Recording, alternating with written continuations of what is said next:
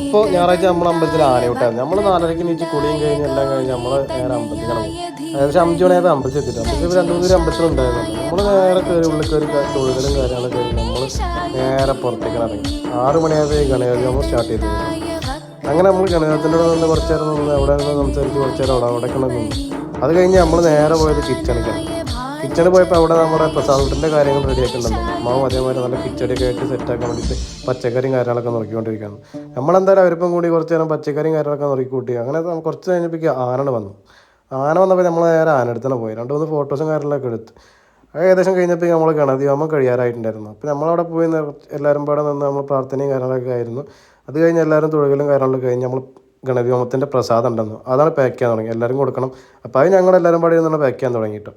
അത് കഴിഞ്ഞപ്പോൾ നമ്മുടെ നിറപുത്തിരി മഹോത്സവത്തിൻ്റെ ഭാഗമായിട്ട് അത് ഉണ്ടായിരുന്നു. അത് കഴിഞ്ഞപ്പോൾ ആനയൂട്ടാണ് സ്റ്റാർട്ട് ചെയ്തു. ആനയൂട്ട് സ്റ്റാർട്ട് ചെയ്ത് നമ്മൾ തിരുമ്മിയത്